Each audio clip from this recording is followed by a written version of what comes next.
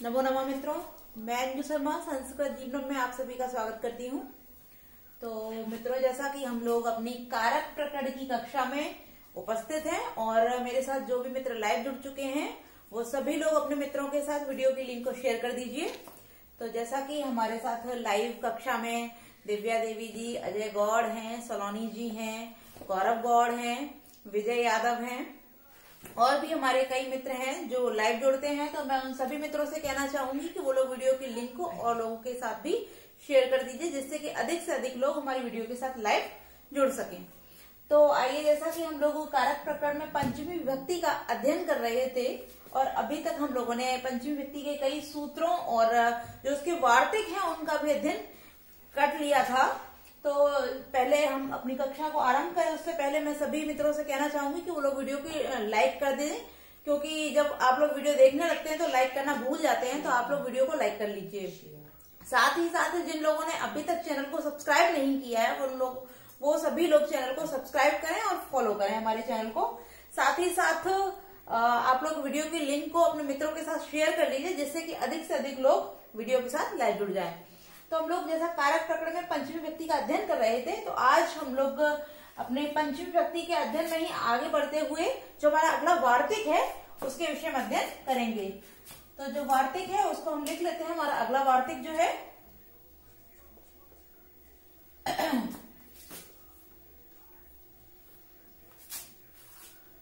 अगला जो हमारा वार्तिक है वो है ल्यवलोपे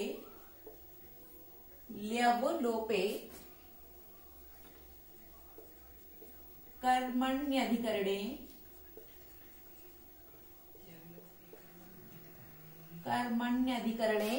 च। तो जैसा कि हमने अभी आपको बताया कि ये जो हमारा है वो क्या है, वार्तिक है। अब इस वार्तिक में क्या कहा जा रहा है कि ल्यवलोपे, यहाँ जो ल्यव बोला गया वो ल्यव प्रत्यय को कहा गया है। ये क्या है, ल्यव, ये हमारा ल्यव प्रत्यय है। अब जैसा कि आप सभी जानते हैं, एक हमारा कत्वा प्रत्यय होता है। तो कत्वा प्रत्यय का जो प्रयोग होता है वो किस अर्थ में करते हैं, तो कर या करके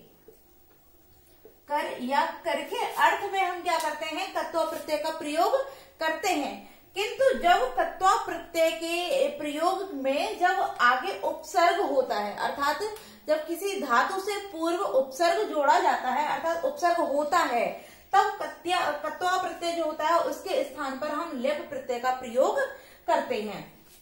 तो ये आप सभी लोग जानते हैं कि ल्यप प्रत्यय का प्रयोग कर या कर के अर्थ, अर्थात कत्वा प्रत्यय के अर्थ में ही किया जाता है। किंतु कत्वा प्रत्यय के पूर्व जब हम कर या कर के अर्थ में किसी धातु से पूर्व जब उपसर्ग लगा रहता है, तो उपसर्ग होने के कारण वहां पर कत्वा के स्थान पर ल्यप प्रत्यय का प्रयोग किया जाता है। ठीक है। अब ये हमारा सूत्र क्या कह रहा है कि ल्यप लोपे, अर्थात ल्यप प्रत्यय का अर्थ प्रतीत हो किंतु उसके लोप में, अर्थात वो वहां अर्थ तो दे रहा हो किंतु उसका लोप हुआ हो, वह वहां दिखाई नहीं दे रहा हो। अब इस चीज को ध्यान से समझिए कि ल्यप प्रत्यय का अर्थ हो किंतु उसका लोप हो, वहां वह दिखाई नहीं दे रहा हो, उसका वहां लोप हो, ऐसे कर्म और अधिकरण की क्या हो जाती है, अपादान संज्ञा हो जाती है। तो हमने क्या जाना कि ल्यप प्रत्यय का बोध हो रहा हो, उसमें उसका भाव निकल रहा हो, उसका अर्थ वहां हो, छिपा हुआ हो, किंतु ल्यप प्रत्यय को वहां प्रत्यक्ष रूप में न रखकर उसका लोप कर दिया गया हो, तब वहां जो कर्म और अधिकरण होगा, यहाँ दो बच्चे चार से तात्पर्य कर्म और अधिकरण दोनों में ही क्या हो जाएगी, अपादान संज्ञा हो जाएगी। और संज्ञा होने के कारण ये जो हमारा वार्तिक है वो संज्ञा करता है, तो ये संज्ञा वार्तिक हो गया।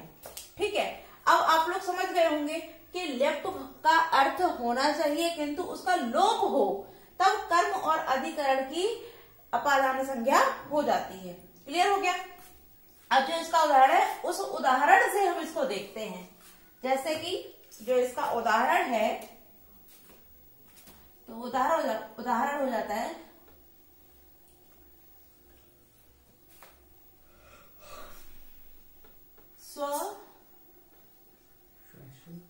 स्वसुरात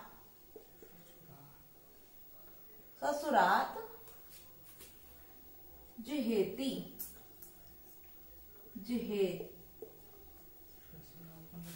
ससुरात जिहेति, अर्थात के ससुर से, ससुरात अर्थात ससुर से लज्जा करती है, ससुर से लज्जा करती है। इसका जो अर्थ हो जाता है वो क्या हो जाएगा कि ससुर से लज्जा करती है। ठीक है, ये इसका अर्थ हो जाता है। अब हम इसके अर्थ को तो हमने देख लिया, यहाँ क्या बोल रहे हैं कि ससुर से लज्जा करती है। अब ये इसका अर्थ यहाँ इस शब्द से, यहाँ जो हमारा वाक्य लिखा हुआ है उससे यही क्लियर हो रहा है कि इसका अर्थ क्या हुआ, ससुर से लज्जा करती है। लेकिन यदि हम इसके संपूर्ण अर्थ को देखेंगे तब यहाँ क्या हो जाएगा कि ससुर को देखकर, क्या हो जाएगा कि ससुर को देखकर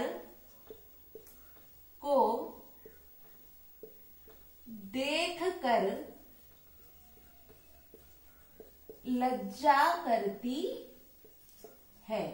अब यहाँ क्या अर्थ निकला, क्योंकि ससुर से लज्जा करती है, किंतु कब करती है, जब ससुर उसके सम्मुख होंगे, अर्थात वो ससुर को देखेगी तभी तो उनसे लज्जा करेगी। तो यहाँ अर्थ क्या निकल गया हमारा, जो अर्थ इसका स्पष्ट क्लियर क्या होगा, ये तो हमने जान लिया कि ससुर से लज्जा करती है, लेकिन कब करती है कि इसका पूरा भाव क्या निकल के आएगा कि ससुर को देखकर लज्जा करती है, देखकर लज्जा करती है।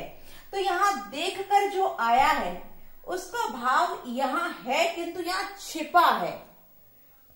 ठीक है, तो तब यहाँ क्या हुआ है, ससुरात जिहेति, अर्थात ससुर से लज्जा करती है।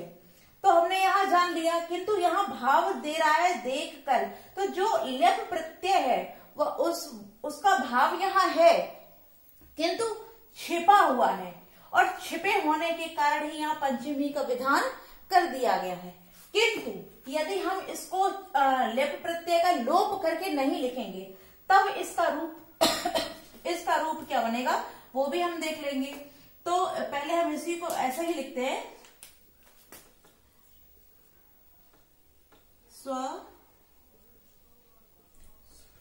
इसको अभी हम इतना ही लिखते हैं, उसके आगे देखते हैं वीक्ष। अब वीक्ष माने होता है देखना, वीक्ष माने देखना। अब इसमें उपसर्ग है और उसके बाद में हमने क्या किया, कत्वा, जैसे कि अगर इसको कत्वा प्रत्यय में लिखेंगे तो क्या हो जाएगा, दृष्टवा, दृष्टवा हो जाता है। तो दृष्टवा के स्थान पर हमने क्या किया, लेप प्रत्यय का प्रयोग किया, तो यहाँ क्या हुआ, वीक्ष। तो लेप प्रत्यय का प्रयोग किया है तब क्या हो जाएगा, ससुरा वीक्षम। इसको अगर बिगाड़ते नहीं है तो क्या हो जाएगा, दृष्टवा वा जिहेति, जिहेति। ठीक है, तब हमारा क्या हुआ कि ससुर, अब इसको हमने यही रखा है, अभी इसमें हमने कोई भी विभक्ति का विधान नहीं किया है। तो यहाँ वीक्ष दृष्टवा व जिहेति, अर्थात कत्वा प्रत्यय का भी विधान कर दिया और कत्वा के स्थान पर जो लेप प्रत्यय लगा उसको लगा, तो वीक्ष दृष्टवा व जिहेति। अब यहाँ जब ये कहता है कि लेप का लोप हो तब तो यहाँ पंचमी हो जाती है। ठीक है, लेकिन जब लोप नहीं होगा तब यहाँ क्या हो जाएगा, क्योंकि आगे क्या बोल रहा है, कर्म और अधिकरण में। तो ये जो उदाहरण है वो क्या बोल रहा है कि ससुर को देखकर, तो यहाँ को देखकर बोला, तो यहाँ क्या हो गया, ससुर को, तो यहाँ कर्म हो जाता है। ये जो ससुर है इसकी कौन सी संज्ञा हो जाएगी, फिर यहाँ कर्म हो जाएगी। तो इसका जो अर्थ हो जाए, अर्थात ये इसका जो वाक्य बनेगा वो क्या हो जाएगा, स्वसुरम वीक्ष दृष्टवा वा जिहेति। अर्थात इसका पूरा अर्थ जो निकल के आया वो क्या निकल के आया कि स्वसुरम वीक्ष दृष्टवा वा जिहेति, अर्थात स्वसुरम वीक्ष जिहेति या ससुरम दृष्टवा जिहेति। ठीक है, वह हमने इसलिए लगाया क्योंकि यहाँ वीक्ष और दृष्टवा दोनों शब्द दिए, तो आप एक का प्रयोग कर सकते हैं और दोनों लगे हैं इसलिए वह लगाए, अर्थात ससुरम वीक्ष अथवा दृष्टवा जिहेति। ठीक, एक का आप प्रयोग करेंगे। तो जब हमने लेप प्रत्यय का यहाँ प्रयोग किया है तब यहाँ कर्म ही हो जाएगा। किंतु जब हम लेप का लोप करेंगे, क्योंकि हमारा जो वार्तिक है वो क्या बोल रहा है कि जब हम लेप का लोप कर देंगे तब कर्म और अधिकरण की अपादान संज्ञा हो जाएगी। तो जब हमने इस बीच अर्थात लेप प्रत्यय का यहाँ लोप कर दिया तब हमारा क्या बन गया कि ससुरात जिहेती, ससुर से लज्जा करती है। क्लियर हो गया। अब हम अपना अगला उदाहरण, यहाँ कर्म का उदाहरण तो हमने देख लिया, अब हमारा जो अधिकरण का उदाहरण है हम उसको भी देख लेते हैं कि अधिकरण का जो उदाहरण, क्योंकि यहाँ अधिकरण भी दिया, अधिकरण च, तो अधिकरण का देखते हैं। तो अधिकरण का जो उदाहरण है वो क्या हो जाएगा, आसनात प्रेक्षते, आसनात प्रेक्षते। अब यहाँ क्या बोल रहा है कि आसन से देखता है, इसका जो अर्थ हो गया वो क्या हो गया कि आसन से देखता है, आसन से देखता है। ठीक है। अब इसका अर्थ क्या बोला, आसनात प्रेक्षते अर्थात आसन से देखता है। ठीक, लेकिन अब आसन से कैसे देखता है, तो अब इसका अर्थ क्या करेंगे, जो इसका वास्तविक अर्थ है वो क्या हो जाएगा कि आसन पर बैठकर देखता है। भाई आसन से देखता तात्पर्य आसन पर बैठकर देखता है। तो इसका वास्तविक अर्थ क्या निकल के आया, वास्तविक अर्थ हो गया इसका आसन पर बैठकर देखता है। क्या अर्थ हो गया इसका, आसन पर बैठकर देखता है, ये अर्थ इसका निकल के आया। यहां जो हमने किया पंचमी वो क्यों किया, क्योंकि आसनात प्रेक्षते, आसन से देखता है। अब वास्तविक अर्थ जो इसका है वो क्या हो गया, आसन पर बैठकर देखता है। अब यहाँ बैठकर यहाँ क्या आ गया हमारा, बैठकर। तो बैठकर जो है उसके लिए हम क्या करेंगे, लेप प्रत्यय का प्रयोग करेंगे जब, तो हमारा शब्द बन जाएगा उपविश्य। तब क्या हो जाएगा, आसन, आसने उपविश्य, आसने उपविश्य प्रेक्षते, आसने उपविश्य प्रेक्षते। क्योंकि यहाँ हमने क्या किया, लेप प्रत्यय का प्रयोग कर दिया है। जो हम प्रयोग करेंगे तब यहाँ जो आसन है इसमें अधिकरण ही होगा, अर्थात यहाँ अधिकरण की संज्ञा ही होगी इस आसन की, क्योंकि यहाँ लेप प्रत्यय का हमने प्रयोग किया है। और हमारा जो वार्तिक है वो क्या बोलता है कि लेप लोपे, जब हम लेप का लोप कर देंगे, अर्थात यहाँ जो हमने लिखा वो क्या हो गया, आसनात प्रेक्षते अर्थात आसन पर, आसन से देखता है। तो आसन से देखता है ये कोई वास्तविक अर्थ नहीं है, इसका वास्तविक अर्थ क्या निकल रहा है कि आसन पर बैठकर देखता है। तो यहाँ अर्थ तो यही है कि आसन पर बैठकर देखता है, किंतु बैठकर के लिए यहाँ लेप प्रत्यय का प्रयोग हो रहा उपविश्य के साथ। उपविश्य के साथ जब लेप प्रत्यय का प्रयोग हो रहा है और उसका हमने यहाँ पर लोप कर दिया है और लोप हो जाने के कारण जो आसने, जो हमारा अधिकरण था, क्योंकि यहाँ बोल रहे अधिकरण है, तो यहाँ जो अधिकरण था उस अधिकरण की क्या हो जाएगी, अपादान संज्ञा हो जाएगी। और अपादान संज्ञा हो करके यहाँ जो है वो अपादान पंचमी से पंचमी का विधान कर दिया जाएगा। तो हमने कर्म और अधिकरण दोनों के उदाहरण देख लिए। यदि लेप प्रत्यय का हम प्रयोग करते हैं तब जो कर्म है वो कर्म में ही रहेगा और जो अधिकरण में है वो अधिकरण में ही रहेगा। किंतु जब हम लेप का लोप कर देंगे, अर्थात लेप प्रत्यय से युक्त जो शब्द होगा उसका लोप कर देंगे, उसको छिपा देंगे वहां पर, तब उसमें अपादान संज्ञा हो जाएगी हमारे लेव लोपे कर्मण्य अधिकरणे च वार्तिक से। ठीक है, तो हमने कर्म और अधिकरण दोनों ही उदाहरण देख लिए और मुझे पूरी उम्मीद है कि आप लोगों को ये वार्तिक क्लियर हो गया होगा। अब हमारा जो अगला वार्तिक है हम उसकी ओर बढ़ते हैं।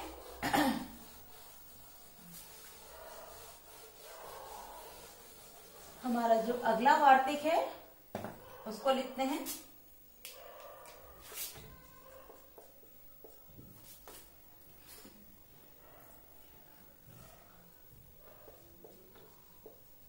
गम्यमानापि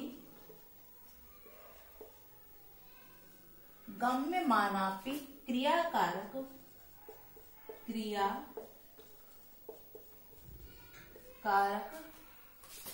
विभक्तिनाम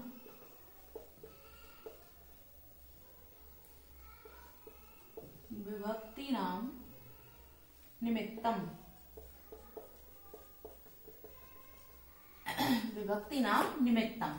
अगला जो हमारा वार्तिक है वो क्या है? गम्यमानापि क्रियाकारक विभक्तिनाम निमित्तम। अब इस वार्तिक में क्या कहा जाता है कि गम्यमान, जो गम्यमान क्रियाकारक होती है, गम्यमान होती है अर्थात जो गम्यमान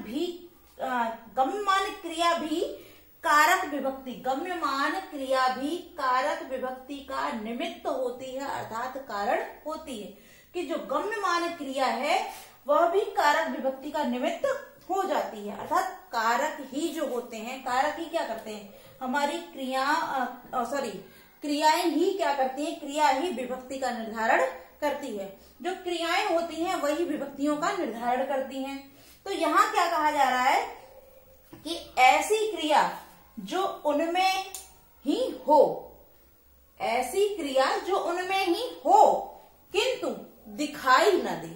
जिस प्रकार अभी हमने लेप लोपे में पढ़ा कि लेप प्रत्यय का अर्थ तो वहां द्योतित हो किंतु हमें दिखाई न पड़े, उसी प्रकार यहाँ बोल रहे हैं कि ऐसी क्रिया जो उसमें हो किंतु हमें दिखाई न पड़े, उसकी गम्यमान क्रिया हो जाती है, गम्यमान क्रिया वहां पर होती है, अर्थात उसी को हम गम्यमान कहते हैं। और उस गम्यमान की ही क्या हो जाती है, अपादान संज्ञा हो जाती है। तो अपादान संज्ञा होने के कारण ये जो हमारा वार्तिक है ये भी संज्ञा करने वाला ही वार्तिक है, ठीक है, क्योंकि ये भी अपादान संज्ञा करता है। तो इसमें क्या बता रहे हैं कि जो गम्यमान क्रिया होती है वही कारक विभक्ति का निमित्त होती है, और गम्यमान ऐसी क्रियाएं जो अर्थात ऐसी क्रिया जो हो किंतु हमको दिखाई ना दे, स्पष्ट ना हो रही हो, तो वहां भी क्या वही गम्यमान क्रिया हो जाती है। अब आपको ऐसे क्लियर नहीं हो रहा होगा, हम उदाहरण से इसको क्लियर करते हैं तब आपको अच्छे से क्लियर हो जाएगा। जैसे आप ऐसे समझिए कि जब कोई व्यक्ति कहीं से आता है और कोई व्यक्ति उससे पूछता है कि आप कहाँ से आ रहे हैं, तो यदि वो एक छोटी सी बात को ही बोलता है, जैसे कह देता है कि कस्मात त्वम। अब यहाँ वो पूछना क्या चाह रहा है? अब जैसे कोई व्यक्ति कहीं से आया और उसने कहा कस्मात तुम, तो वहां वो संक्षेप में ही उस बात को बोलता है कि कस्मात तुम। तो तुम से तात्पर्य यहाँ कस्मात, कहां से, तुम माने तुम, कि कहां से तुम, अब तात्पर्य क्या निकला, आए, अर्थात आगता, कस्मात तुम आगता। किंतु उसने पूरा नहीं पूछा, क्या पूछा, कस्मात तुम। तो यहाँ जो गम्यमान क्रिया है, यहाँ हम इसको लिख देते हैं, लेकिन आप लोग यहाँ लिखा हुआ समझिए मत, केवल समझाने के लिए ही लिख रहे हैं। यहाँ जो लिख दिया उसने कि कस्मात तुम आगतः, कस्मात तुम आगतः, तो जो आगतः जो गम्यमान क्रिया है वो क्या है, यहाँ पे अदर्शन है, अर्थात यह जो हमारी गम्यमान क्रिया है ये दर्शित नहीं हो रही। उसने केवल वहां इतना पूछा कि कस्मात तुम, कहां से तुम। अब जो सामने वाला व्यक्ति है वो भी इसी प्रकार से आंसर देता है, जवाब देता है। तो आप कोई भी शब्द लिख सकते हैं, जैसे ग्रामात, तो उसने भी इतनी बात में ही अपनी बात का जवाब दे दिया। उसने पूछा कस्मात तुम, कहां से तुम, उसने भी जो गम्यमान क्रिया थी, जो गम्यमान क्रिया का बोध करा रहा था आगतः, उसका लोप अर्थात उसको छिपा दिया, किंतु भाव यहाँ पूरा निकला, इसका अर्थ पूरा निकला कि कहां से तुम आए हो।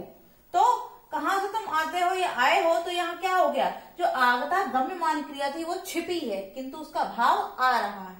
और उसने भी, जो जवाब देने वाला व्यक्ति था, जो आया हुआ था, उसने भी उसी प्रकार छोटा सा ही जवाब दिया कि ग्रामात। उसने भी ग्रामात कहकर ही वहीं समाप्त कर दिया। तो क्या हुआ कि गांव से आया हूं, अर्थ क्या निकला कि गांव से, यानी कि यहाँ दिखा रहा है कि गांव से, किंतु उसने भी पूरा नहीं कहा, उसने भी केवल इतना ही कह दिया ग्रामात, तो यहाँ भी जो शब्द आगतः आ रहा है, आगतः, ये क्या है, ये भी हमारा छिपा हुआ है, ये भी गम्यमान क्रिया है आगतः, और ये भी गम्यमान क्रिया है, किंतु पूछने वाला और बताने वाला दोनों ने ही इस गम्यमान क्रियाओं को दर्शाया नहीं है, किंतु गम्यमान क्रिया यहाँ विद्यमान है।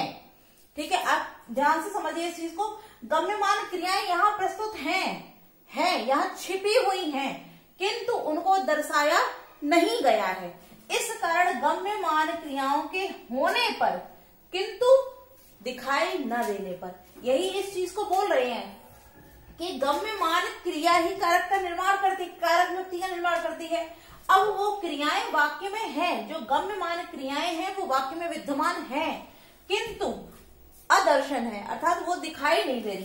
कस्मात तुम, कहां से तुम, अब कहां से तुम का तात्पर्य क्या हुआ कि कहां से तुम आते हो या आए हो, तो यहाँ आगता गम्यमान क्रिया है, किंतु वो यहाँ छिपी हुई है, उसका दर्शन नहीं हो रहा। तो ये छिपी होने के कारण यहाँ भी जो कस्मात है इसमें अपादान संज्ञा कर दी गई। इसी प्रकार जो जवाब देने वाला व्यक्ति है उसने भी बोला कि ग्रामात आग, उसने भी ग्रामात कह के छोड़ दिया, तो ग्रामात अर्थ क्या निकला कि गांव से आता हूं। तो यहाँ आगता जो क्रिया थी वो भी क्या है, वो भी अदर्शन है, यह क्रिया भी आदर्शन है, और इसका भी आदर्शन होने के कारण यहाँ गम्यमानापि क्रिया कारक विभक्ति नाम निमित्तम वार्तिक से क्या हो जाती है, अपादान संज्ञा हो जाती है, और अपादान संज्ञा होकर अपादाने पंचमी सूत्र से यहाँ पंचमी विभक्ति का विधान कर दिया जाता है। तो मुझे पूरी उम्मीद है कि आप लोगों का ये जो वार्तिक है वो भी पूरी तरीके से क्लियर हो गया होगा। तो अगला जो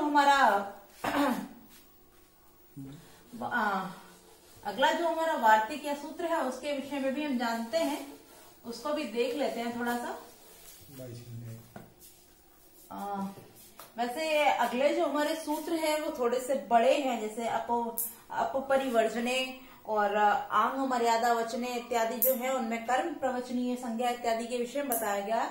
तो उन सभी सूत्र या जो हमारे वार्तिक हैं उनको हम अगली कक्षा में लेकर आएंगे। तो आज के लिए हम इतना ही रखते हैं।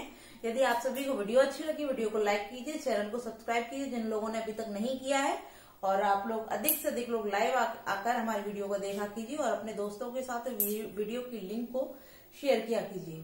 तो आज के लिए इतना ही मित्रों, नमो नमः।